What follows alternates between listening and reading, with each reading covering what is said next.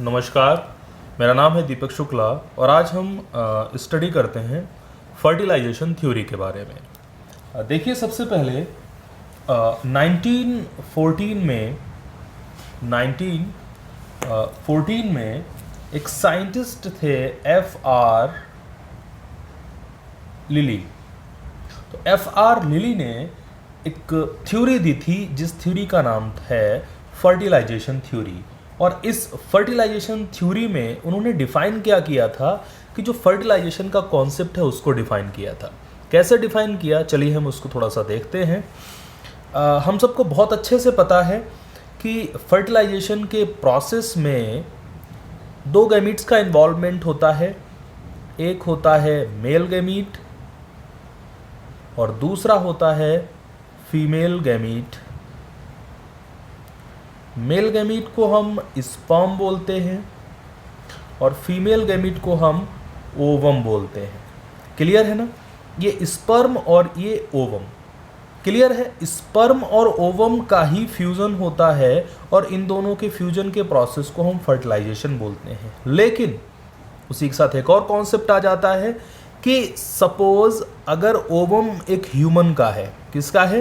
Human का ovum है, तो उसके साथ फर्टिलाइजेशन का प्रोसेस किसके थ्रू होगा? केवल ह्यूमन के स्पर्म से ही होगा। अगर हम यहाँ पर किसी चिंपैंजी का या किसी अदर एनिमल के स्पर्म को यहाँ पर फर्टिलाइजेशन कराने की कोशिश करें तो वो नहीं हो पाता। क्यों नहीं हो पाता? यानी कि एक सेम स्पीसीज के ही ओवम और स्पर्म फ्यूज होकर के फर्टिलाइजेशन का प्रोसेस हो पाता है, जबकि अगर हम ओवम किसी अलग स्पीसीज का और स्पर्म किसी अलग स्पीसीज का साथ साथ फ्यूज कराने की कोशिश करें तो उनका फ्यूज़न नहीं हो पाता है। तो इसी चीज़ को समझने के लिए ये थ्योरी दी गई है जिसे फर्टिलाइजेशन थ्योरी कहा गया है। फर्टिलाइजेशन थ्योरी में क्या बताया गया है कि जो ओवम होता है, ओवम फीमेल गैमीट, इस फीमेल गैमीट के ऊपर एक ग्लाइको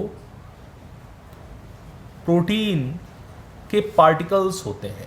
ग्लाइकोप्रोटीन मींस उसमें कुछ मोनोसैकेराइड्स होते हैं और कुछ अमीनो एसिड साथ में जुड़े हुए होते हैं, तो उसको कंबाइंडली हम ग्लाइकोप्रोटीन बोल देते हैं। तो जो ग्लाइकोप्रोटीन पार्टिकल्स होते हैं, उन ग्लाइकोप्रोटीन पार्टिकल्स को हम फर्टिलाइजिन बोलते हैं। These are called fertilizing. Clear है?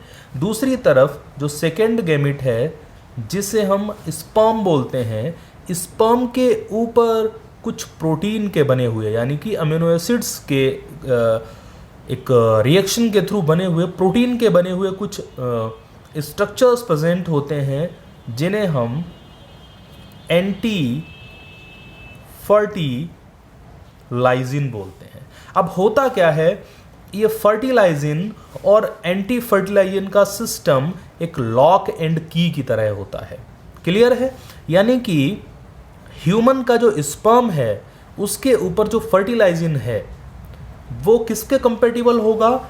वो इस ओवम के फर्टिलाइजेशन के साथ अटैच हो पाएगा। मींस यही ये चीज़ डिसाइड करती है कि सेम स्पीसीज में फर्टिलाइजिन, जब एक ही स्पीसीज के ओवम और स्पर्म होंगे तो उनके फर्टिलाइजिन और एंटी फर्टिलाइजिन मैच कर जाएंगे, जिसकी वजह से इस जो ओवम है उसके ऊपर स्पर्म आकर के अटैच हो जाएगा। क्लियर है ना? ओवम आकर के इस स्पर्म आकर के इस ओवम के ऊपर अटैच हो जाएंगे और इस प्रोसेस को एग्लूसिनेशन बोलते हैं। क्लियर है ना? अगर यही ओवम किसी अलग स्पीसीज का है और स्पर्म किसी अलग स्पीसीज का है तो क्या होगा? तो एंटी फर्टिलाइजिन और फर्टिलाइजिन मैच नहीं करेंगे, जिसकी वजह से स्पर्म्स जो हैं वो ओवम के ऊपर अटैच होकर के एग्लूसिनेशन का प्रोसेस नहीं कर पाएंगे। जब अटैच होंगे उसके बाद ही तो एंट्री कर पाएगा। जब अटैच ही नहीं होगा तो एंट्री की सारी पॉसिबिलिटीज़ ख़त्म हो जाएंगी। तो फर्टिलाइजेशन थ्योरी से हमें यह समझ में आया कि स्पर्म के ऊपर एंटी फर्टिलाइजिन, ओवम के ऊपर फर्टिलाइजिन होता है। जब एक ही स्पीसीज के ओवम और स्पर्म होते हैं तो फर्टिलाइजिन, एंटी फर्टिलाइजिन और फर्टिलाइजिन आपस में मैच कर जाते हैं, जिसकी वजह से स्पर्म ओवम के चारों ओर एग्लूसिनेट कर जाते हैं, चारों ओर इसके अटैच हो जाते हैं और इसके बाद स्पर्म की एंट्री की प्रोसेस स्टार्ट हो जाती है। धन्यवाद।